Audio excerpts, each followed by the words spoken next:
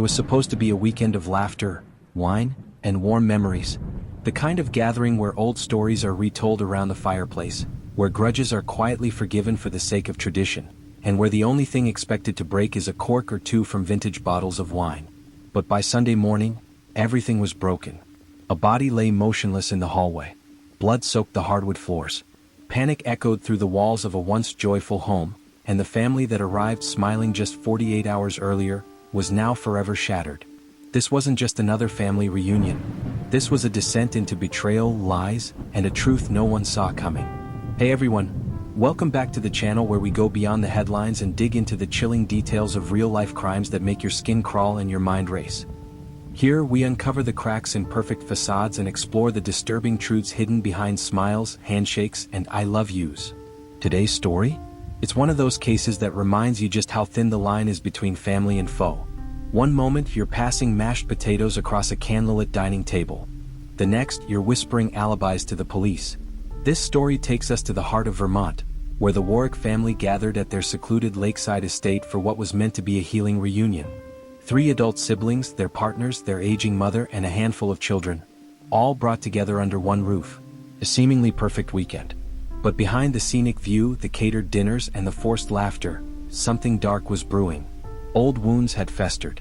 Jealousy, resentment, and secrets too heavy to keep were all lurking beneath the surface. By the end of the weekend, one member of the family was dead. The police would arrive to a mansion full of suspects, each with something to hide. Finger-pointing, whispered accusations, and one chilling discovery after another.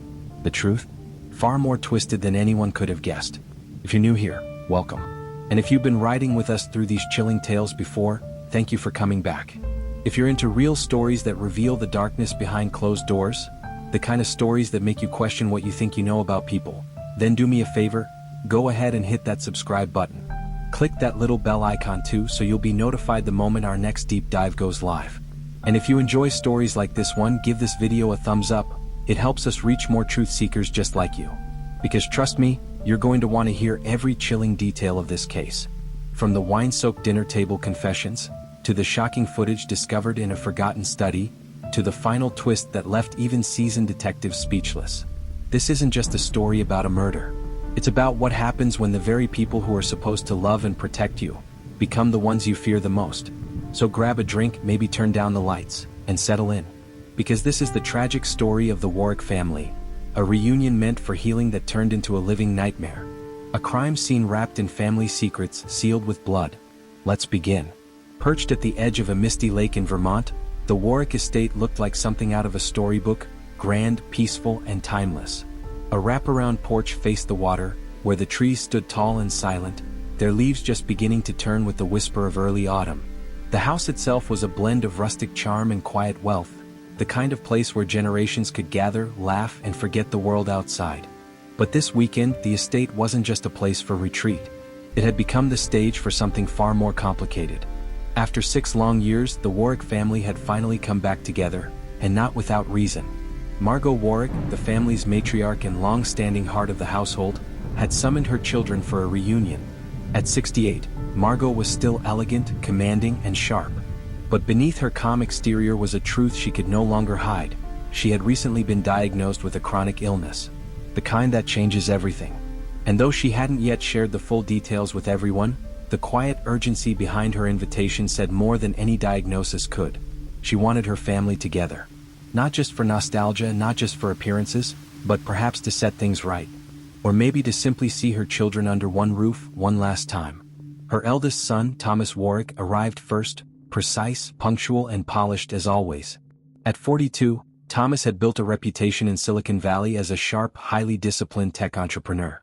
He stepped out of his black SUV wearing a navy blazer over a casual shirt, the kind of man who looked like he didn't really take vacations but had made time for this out of obligation. He kissed his mother's cheek, offered polite hugs, and disappeared into his old bedroom before dinner. Thomas was always the one who appeared to have it all together, but even his wife, Celeste, knew better. He hadn't smiled genuinely in years.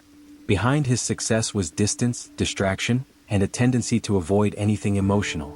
Next came Eva Warwick, 39, Thomas's younger sister. A single mother to 12-year-old Lily, Eva made her entrance like a gust of wind, fast-talking, coffee in hand, and already apologizing for being late. Eva worked as an investigative journalist in Boston, and she carried the energy of someone who never truly stopped working. She hugged her mother tightly, then gave Thomas a look that walked the line between affection and challenge. The two had always clashed, Eva with her endless questions and liberal ideals, Thomas with his need for control and silence. Eva's daughter Lily trailed behind her, earbuds in, half curious about the place her mother always called home, but had barely visited in years. Then there was Adam Warwick, the youngest sibling, 35. He hadn't RSVP'd to the reunion, and Margot had been uncertain if he'd even show. But late Friday evening, just before sunset, his old rusted sedan pulled into the gravel driveway. Adam had once been the golden child, charming, talented, a rising star in the indie music scene. But somewhere along the way the fame crumbled, and so did he. Years of addiction, failed rehabs, and disappearing acts had left Adam a shadow of the young man everyone used to know. His arrival was quiet. He barely said a word as he entered the house, his guitar case in one hand, an unlit cigarette in the other. No one asked where he had come from. No one really wanted to know. With all three siblings under one roof again, something strange began to stir in the air.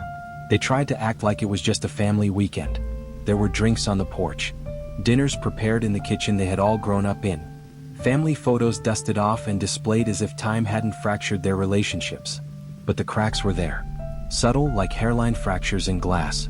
Thomas and Eva couldn't go more than a few hours without disagreeing, about politics, about how to care for their mother, about the past. Eva would poke, Thomas would retreat.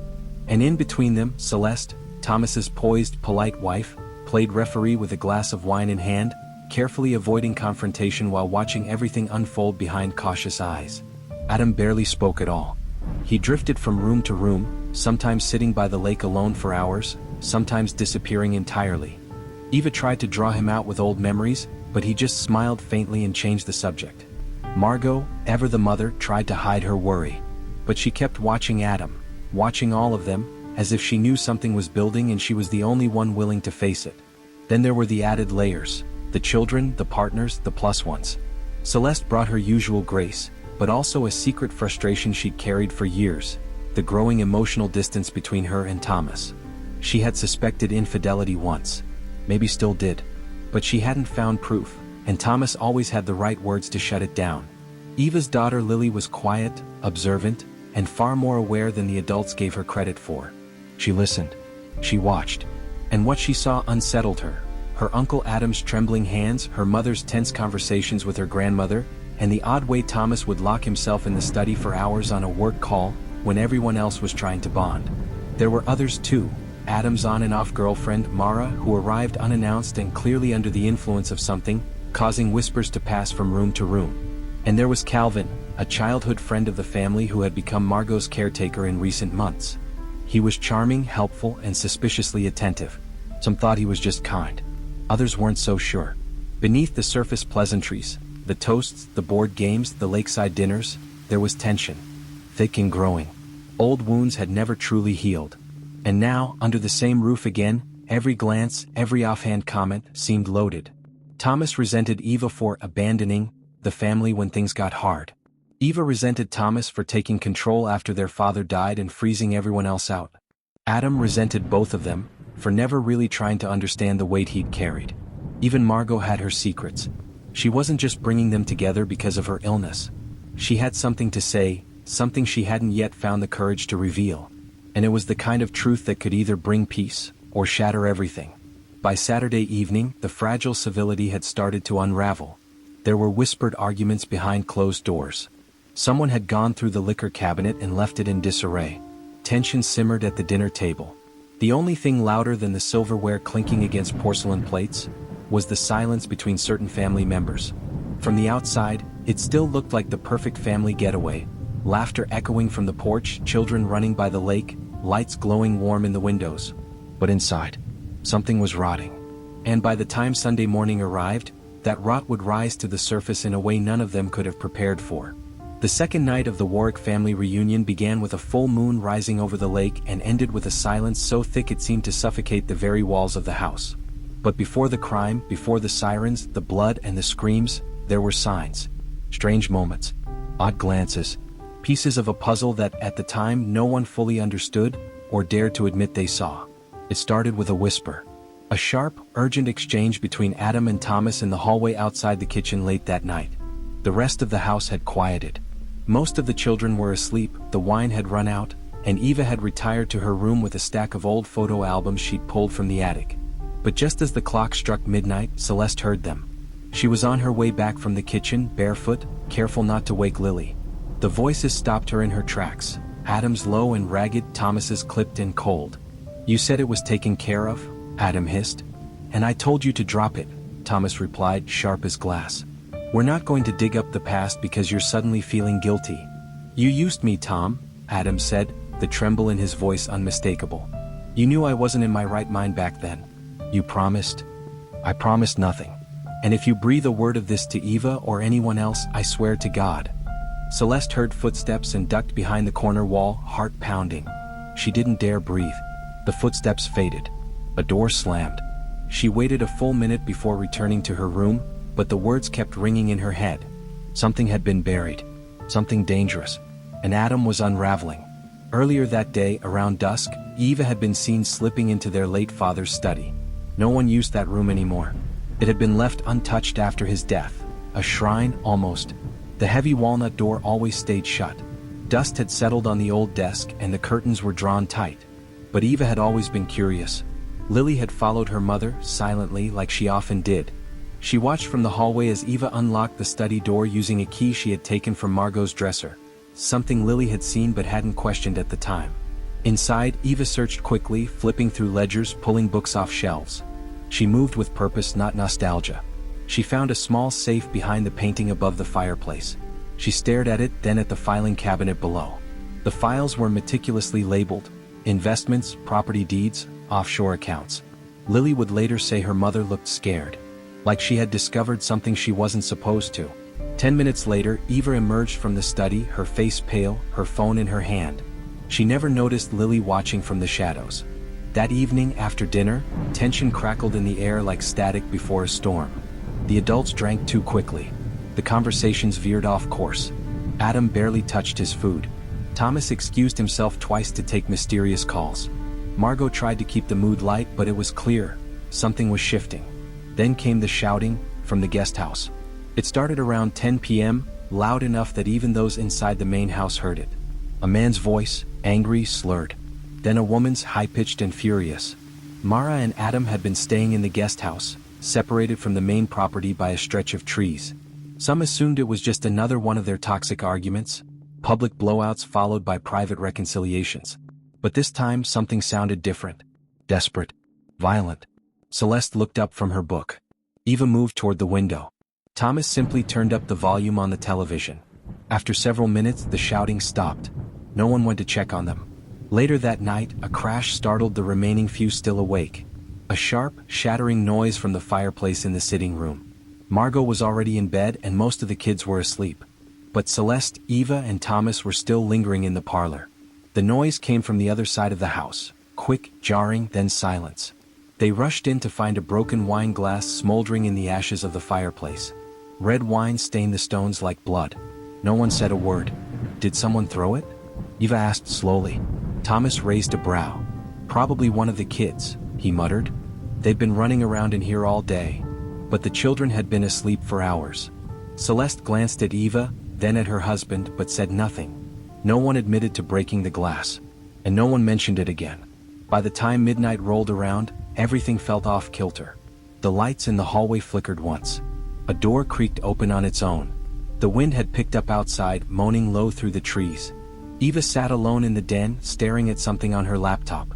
Occasionally, she would glance over her shoulder, close the screen, and reopen it when she thought no one was watching. Thomas paced the second-floor balcony, phone pressed to his ear, muttering into the darkness. Adam wandered barefoot through the kitchen, staring at the family photos on the wall, one hand in his hoodie pocket, the other trembling as he held a lighter he never lit.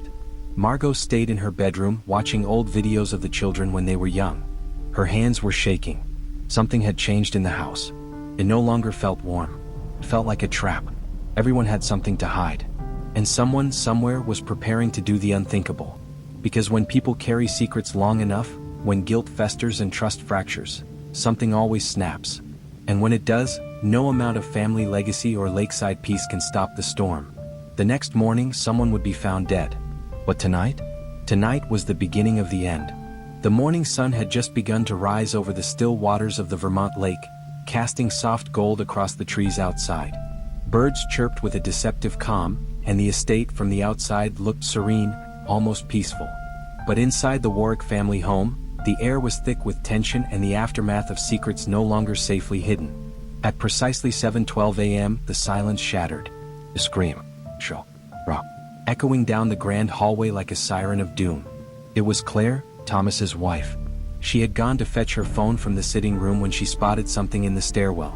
At first, she thought it was a pile of clothes, some coat or blanket tossed in the night. Then she saw the blood. "Thomas!" she screamed, her voice slicing through the house. Someone help. Oh my God, he's not moving." Doors flew open. Footsteps thundered against the hardwood floors. Within seconds, nearly every adult in the house had rushed into the hallway. And there, at the bottom of the stairs, lay Adam Warwick. His body was twisted unnaturally. His left arm curled beneath him, limp. His face, pale and slack, was marred by a deep gash above the right temple, blood still oozing onto the wood beneath his head. But it wasn't just the wound or the way his neck lay at a grotesque angle that set off the alarm bells. It was the expression frozen on his face, eyes wide open, mouth slightly parted, as if he'd seen something, or someone, that shocked him in his final seconds. Eva pushed her way forward and dropped to her knees beside him. "Adam?" she whispered, her hand trembling as she reached for his wrist. No pulse. Cold skin. She turned to the others. "He's dead." Margot gasped, her hand flying to her chest. Claire backed into the wall, covering her mouth. Celeste stepped away from the pool of blood, pulling her daughter behind her. Everyone stood frozen, except Thomas. He stood perfectly still at the edge of the stairs, staring down at his brother's body. Not moving. Not blinking. No one spoke for a full minute. And then the panic began. "What the hell happened?" Eva asked, rising slowly. He must have fallen," Claire stammered.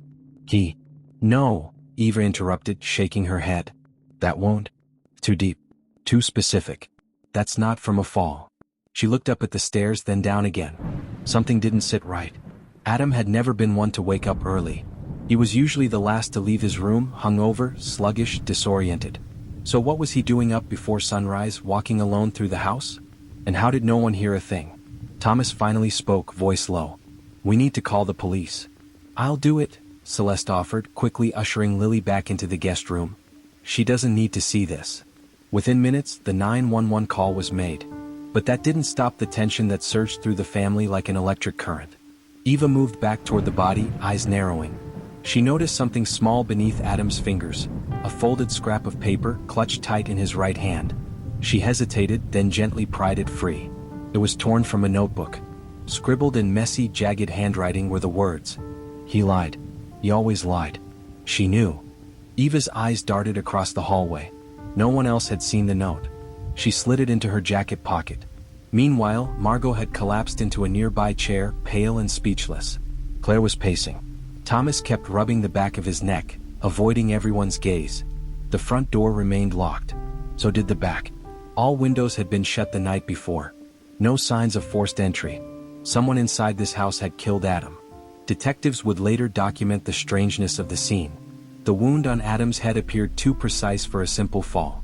No blood splatter on the stair railing. No signs of tumbling. Just a single heavy impact, as if he'd been struck, hard, and left to appear as though he'd fallen naturally. But in the moment, the Warwicks were spiraling. Claire kept saying, "He was clean. He was doing better. Why now?" She spoke more to herself than to anyone else. Eva looked at her sharply. "Clean? Since when?" Claire blinked.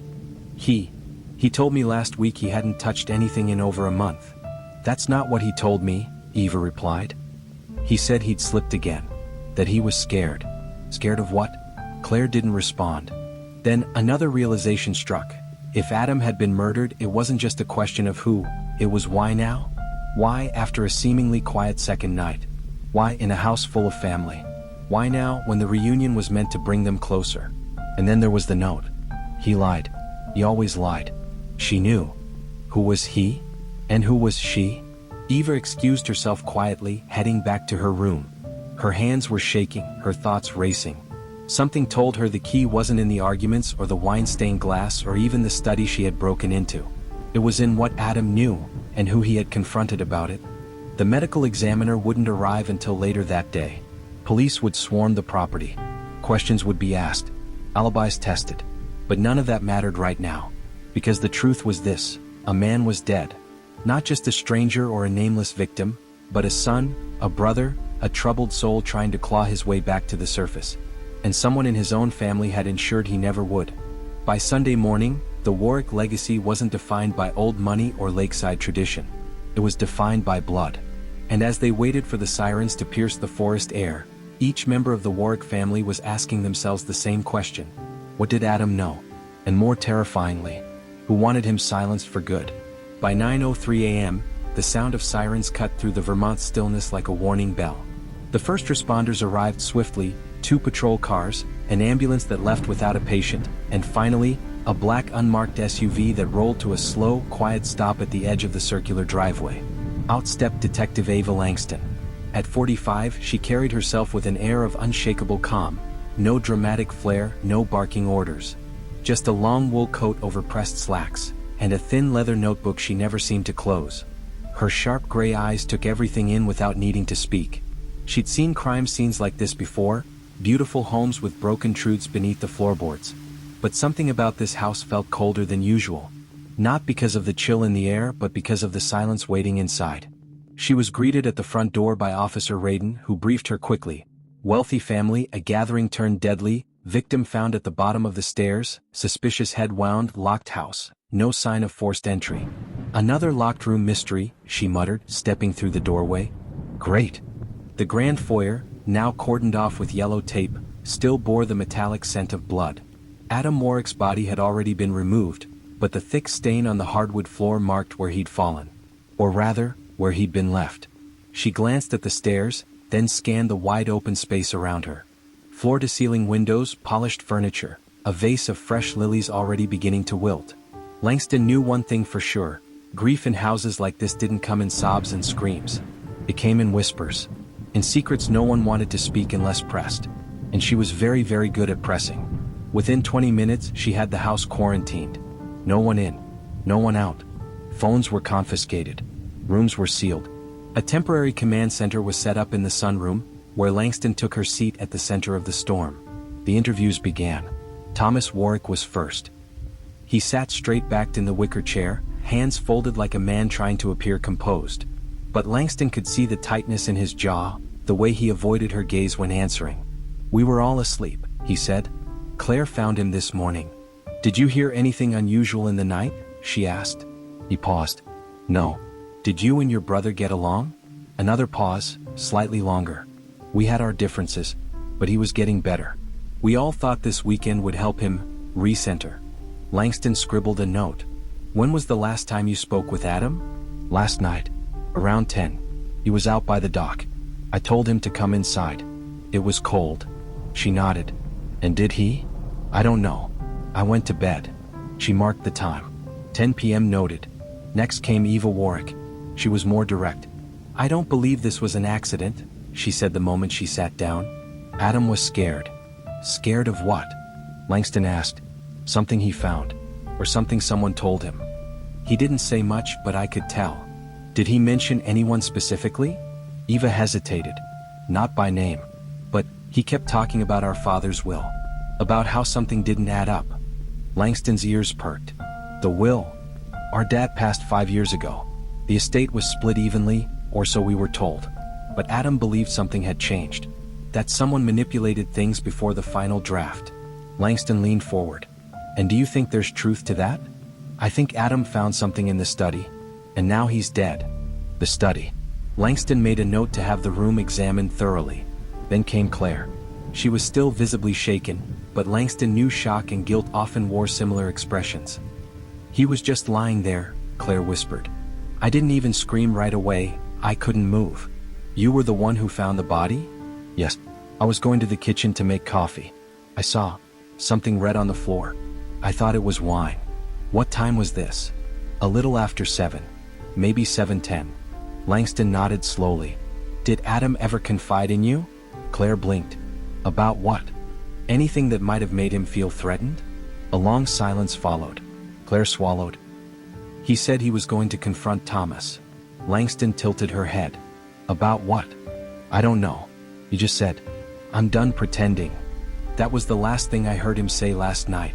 As interviews continued, Langston began to map a mental web of conflicts. There were whispers of old grudges, jealousies between siblings, and one especially strange rumor: a life insurance policy filed in Adam's name just days before the reunion. When Langston pressed the family accountant, who had been summoned later that morning, he confirmed it. Yes, a $1 million policy. Unusual timing, I admit. It was filed electronically, Adam's name was on it. The beneficiary is Eva Warwick. Langston's pencil stopped mid-note. Eva? She repeated. Was she aware? The accountant shook his head. I doubt it. She never signed anything. The application looks off. Forgery? It was starting to feel like someone had gone to great lengths to manipulate not just Adam, but the legacy he might leave behind. Langston returned to the scene of the crime just after noon. The forensic team had finished their initial sweep. One analyst reported that no alcohol or sedatives were found in Adam's system. He had been sober, at least that night. The blood spatter pattern suggested he hadn't fallen naturally. He'd been struck, perhaps from behind, and then placed deliberately near the stairs to simulate a fall. Langston crouched at the foot of the steps and looked up. She could picture it now. Adam walking out of the study, maybe holding something damning in his hand. Someone waiting. Someone who knew what he'd found, and couldn't risk it getting out. A confrontation. A blow to the head. And then silence. Back in her makeshift office, she laid out the evidence so far. Adam had suspicions about the will. Eva had been in the study the night before. Thomas had a confrontation with Adam at the dock. Claire overheard Adam say he was done pretending. A forged insurance policy had been filed in Adam's name. The killer had to be someone in the house. Langston stared at the names, their connections, the motives. One of them was lying. And she would find out who. As the hours ticked on at the Warwick estate, Detective Ava Langston knew she wasn't just dealing with a simple act of violence. She was peeling back the layers of a family long fractured, their smiling faces now cracking under the weight of long-buried secrets. The truth wasn't going to come from evidence alone. It would come from motives, each more damning than the last. And the first name that rose to the top of her list was Thomas Warwick. On paper, Thomas was the golden child. The successful tech entrepreneur with a thriving company, a beautiful wife, and 2 kids who adored him. But success, Langston had learned, often came with a price. And in Thomas's case, that price had a name: Adam. It began with a whisper from one of Thomas's former colleagues, who had caught wind of the murder in a local report. A quiet phone call later, and Langston had a lead. Adam had reached out to this colleague just 2 weeks prior. According to the source, Adam had claimed to possess information that could burn everything Thomas built to the ground. The word fraud was mentioned. So was the phrase federal offense. Langston leaned into the details. Adam, despite his reputation as the black sheep, had once been part of the family business when it first launched. A silent investor, some said. Others hinted at a loan he never got back. But no one had expected Adam to look into it. He had, after all, been unraveling for years. The addiction. The erratic behavior. Who would have believed him? But now, Langston had reason to believe Adam had found proof of financial misconduct. Something damning enough to turn his older brother's empire to ash. And with the reunion offering the perfect opportunity for confrontation, Thomas had a motive. A powerful one. Eva Warwick's name came next. Her reputation as a sharp-tongued journalist was well earned. She had spent the better part of her career exposing corruption in corporations and institutions. But what Langston hadn't known, until she searched Eva's guest room, was that Eva had been working on something far more personal. In the false bottom of her suitcase, hidden beneath clothes and notebooks, Langston found a manuscript draft titled, Bloodlines, The Quiet Poisoning of the Warwick Legacy. It was Eva's memoir. The chapter titles alone were explosive. The Golden Son Who Lied, The Inheritance Lie, Mother's Quiet Manipulations, Addiction, What the Family Ignored. Langston flipped through the pages. It wasn't just a tell-all. It was a grenade with every pin pulled. According to the timestamps on her laptop, Eva had been working on the memoir for over a year. But her recent notes, dated just 2 days before Adam's death, revealed something new. Adam had agreed to give her a full interview. He'd promised to go on record.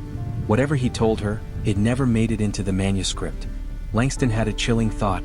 What if someone killed Adam not just to silence him but to stop Eva from writing it all down?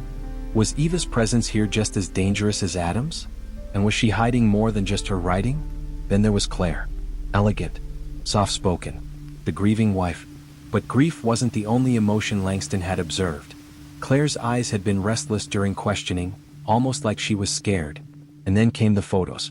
The estate's security system, though tampered with on the night of the murder, had uploaded a handful of images to the cloud before the blackout. One image, timestamped 11:48 p.m. Saturday night, showed Claire on the back porch, alone, in tears. Another showed her re-entering the house 10 minutes later, holding something in her right hand, a small metallic object barely visible in the low light. Langston confronted her gently. "Rough night?" she asked. Claire hesitated. "I needed air. You were crying. I just felt overwhelmed." Langston leaned forward. "And the bruises on your wrist? Did someone hurt you?" Pause. Claire looked away. It wasn't Adam. That answer said too much, and not enough. Had she walked in on something she wasn't supposed to see? Had she been threatened into silence? Or worse, was she covering for someone she loved? And then, unexpectedly, came a detail that chilled Langston to the core. Margot Warwick, the matriarch, frail, silver-haired, and terminally ill, had requested to speak to the detective privately. Langston entered Margot's upstairs room and found her seated in a high-backed armchair, her shawl draped around her shoulders. There was nothing weak about her voice. "I'm not dying a fool," she said quietly. "I know my children better than they think." Langston stayed silent, listening. "Adam came to me Thursday night. He said he needed money. Not for drugs, not this time. He said he needed to protect something, or someone. Did you give it to him?" Margot looked out the window. "I wired him $50,000 the next morning." Langston blinked. "We have no record of that." "You wouldn't," Margot replied.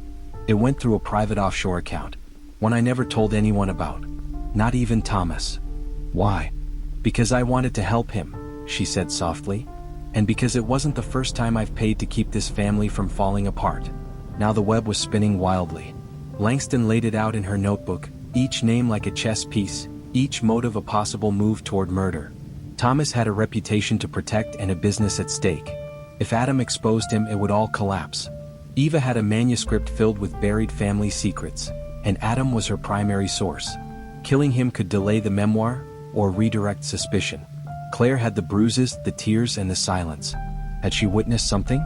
Or was she playing a role in a cover-up? Margot, even in her fragility, had moved $50,000 in secret. Had she known the danger Adam was in? Had she paid too late? And then there were the others, cousins, in-laws, old lovers, each one now under scrutiny. Each one with something to gain or lose depending on what Adam knew, and what he planned to reveal. Langston took a breath. This wasn't just a murder investigation. It was a reckoning. A family reunion carefully orchestrated under the guise of sentiment, but beneath the laughter and lake views, it had been a pressure cooker of secrets. And now the explosion had left one man dead and the rest scrambling for cover.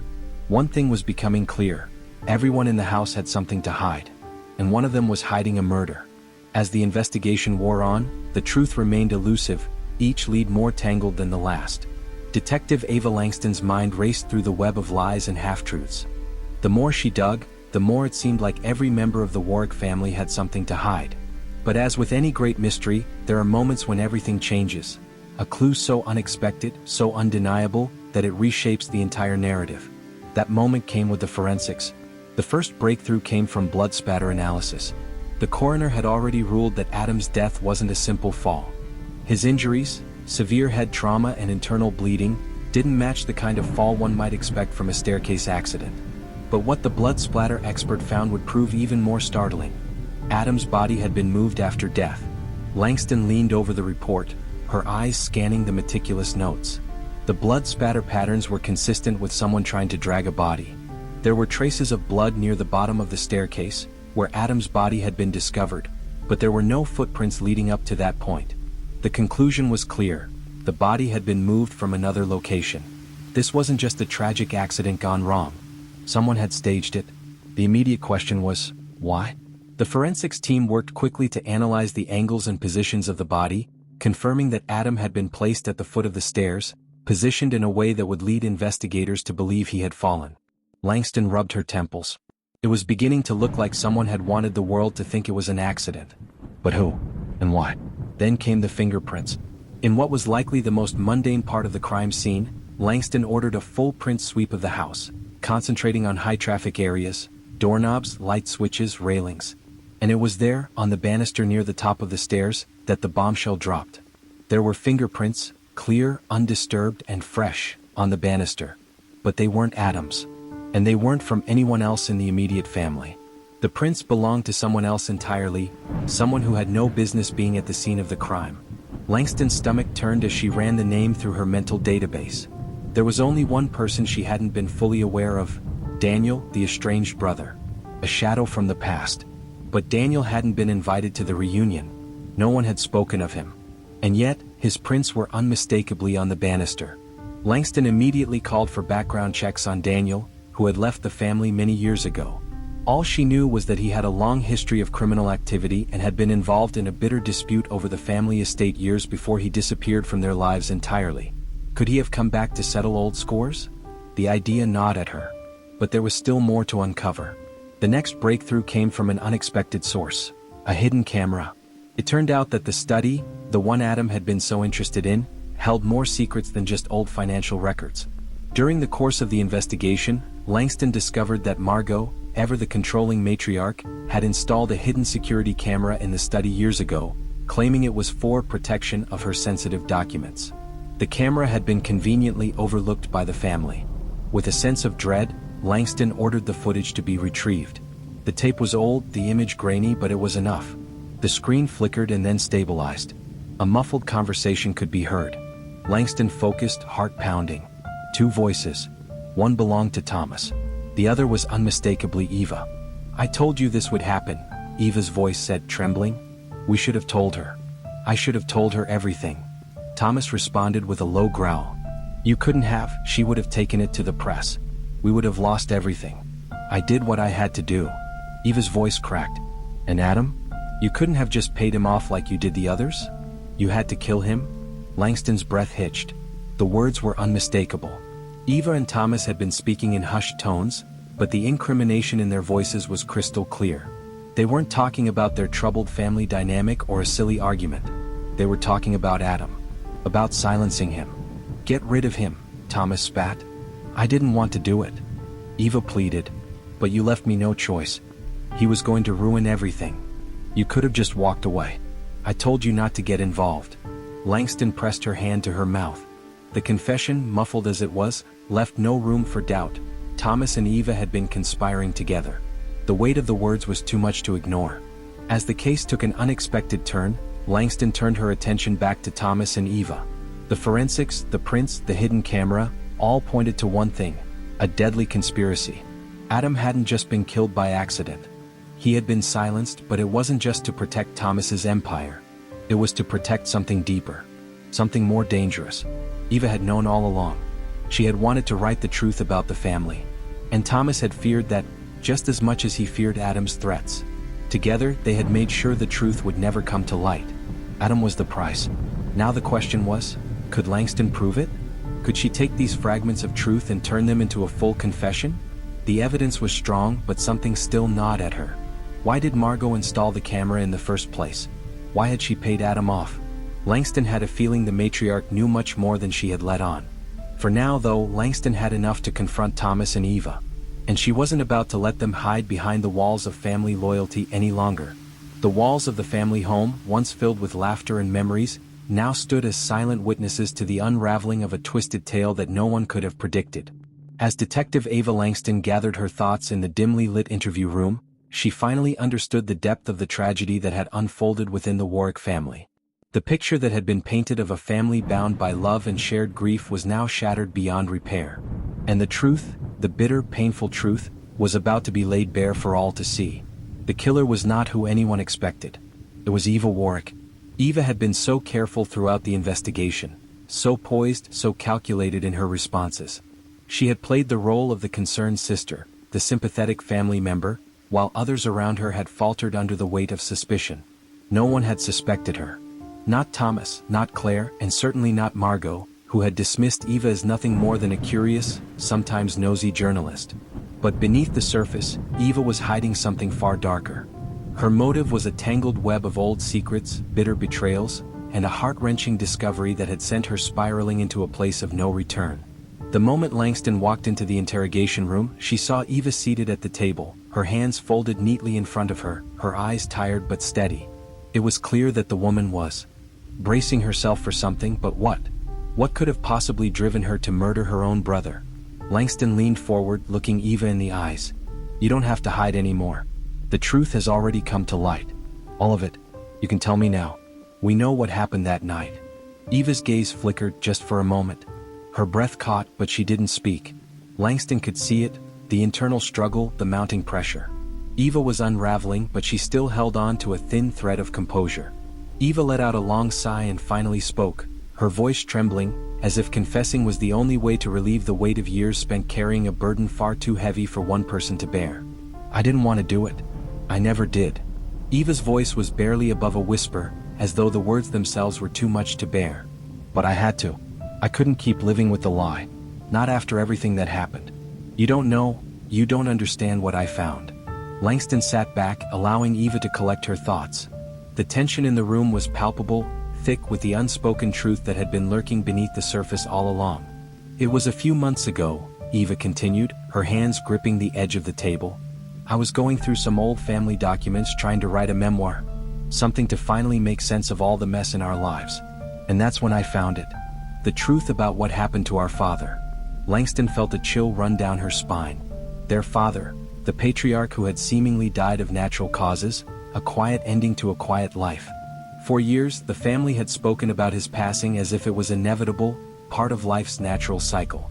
But Eva had uncovered something far darker. Adam didn't just find our father dead. He killed him, Eva whispered, the words almost too painful to say aloud. The confession hung in the air like a heavy fog. Langston's mind raced as she processed the information. Adam, who had always been seen as the black sheep of the family, the musician turned recluse, had killed their father? Adam accidentally killed him, Eva continued, the tears welling in her eyes. It wasn't on purpose. But he did. It was an argument. A stupid fight about the family estate. He shoved him, and Dad hit his head. He didn't survive. And then, Margot, Mom, she covered it up. She helped him. She helped them hide it. Langston's head swam. She had always suspected that there was more to Adam's story, but to hear this revelation of a hidden murder, covered up by a mother desperate to protect her son, was almost too much to comprehend. "Why didn't you ever say anything before?" Langston asked, struggling to understand. "I couldn't," Eva replied, her voice cracking. "For years I was too scared. And then Adam, he couldn't live with it anymore. He knew he had to tell someone. He had to tell Mom. But she told him it was too late, that it would ruin everything, that they'd lose everything if the truth came out. And then I found out. Adam was planning to confront him. He was going to confront Thomas about what had really happened, about how they had covered it up. He said he wanted to tell everyone, but when I confronted him, he laughed it off." Eva's eyes narrowed, her voice turning bitter. He laughed at me like it didn't matter, like it was just some silly mistake. That's when I snapped. I was tired of the lies.